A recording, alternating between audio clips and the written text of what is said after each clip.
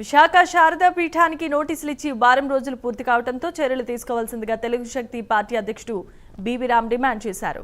విశాఖ శారదా పీఠం 22 సెంట్ల భూమిని ఆక్రమించి నిర్మాణాలు చేపట్టిందని, ఇక గతంలో రెవెన్యూ అధికారులకు కూడా ఫిర్యాదు చేశారు. అధికారులకు ఎలాంటి ఆదేశాలు ఇచ్చినా చర్యలు తీసుకోవడానికి రెడీగా ఉన్నామని ఎంఆర్ఓ ఆనంద్ కుమార్ తెలిపారు.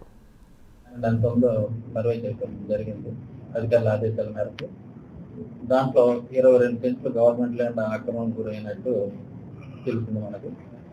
దాన్ని పరిశీలించి మొన్న 23వ తారీఖున ఎంక్రోచ్మెంట్ యాక్ట్ ప్రకారం ఫారం 7 నోటీస్ జారీ చేయడం జరిగింది. నోటీస్ ఇచ్చిన తర్వాత వాళ్ళు 2 డేస్ బ్యాక్ నోటీసులు ఇచ్చారు తహసీల్దార్ ఆఫీస్ నుంచి. అది నేటితో సమాప్తమైంది వారం రోజులు.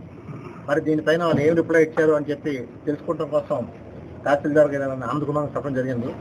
ఆయన ఒకటే చెప్పారు, వాళ్ళు 3 వారాలు టైం అడిగారని చెప్పాం. నేను తీవ్రంగా అభ్యంతరం వ్యక్తం చేస్తున్నాం.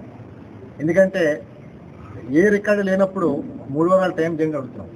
మనం గతంలోనే అక్టోబర్లో ఫిర్యాదు చేసినప్పుడు కూడా నాడే తహసీల్దార్ గారు 20 సెంట్లు కబ్జా గురించి చెప్పి నాడే చెప్పారు.